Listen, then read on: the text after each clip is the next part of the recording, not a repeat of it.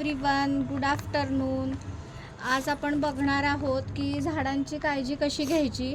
आपण झाडं तर लावतोच, पण बऱ्याचदा आपल्याला लक्षात येत नाही की त्यांना खत कसं घालायचं किंवा त्याची वाढ खुंटलेली असते बऱ्याचदा झाडांची। तर ती पूर्ववत करण्यासाठी काय केलं पाहिजे, तर मी इथे हरियाली कंपनीचा ऑर्गॅनिक फर्टिलायझर इथे मागवलेला आहे। हे खत आहे आणि कीटकनाशकसुद्धा आहे।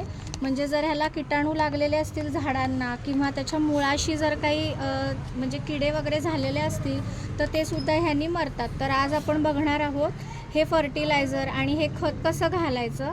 तर इथे आता मी हे पॅकिंग आत्ताच आणलेलं आहे आणि हे आपण कापून घेऊयात एका बाजूने। आता हे काय करायचं आहे, चमचा घ्यायचा आहे,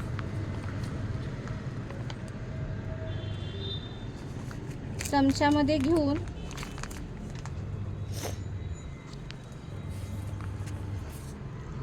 हे असे इथे साईडनी सगळं हे असं घालून घ्यायचं आहे आणि त्यानंतर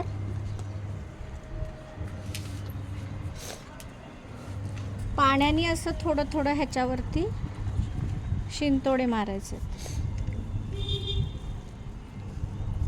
फार पाणी घालायचं नाही आहे,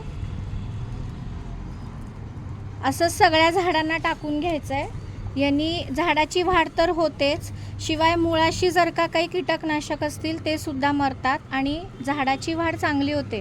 आता हे माझं ह्याचं झाड आहे, जास्वंदाचं झाड आहे, केशरी कलरचा जास्वंद आहे। आता तुम्ही बघता इथे ह्याचं झाड पान हे पिवळं झालेलं आहे, तर हे पान असं निघतं, तर हे पान असं काढून घ्यायचं आहे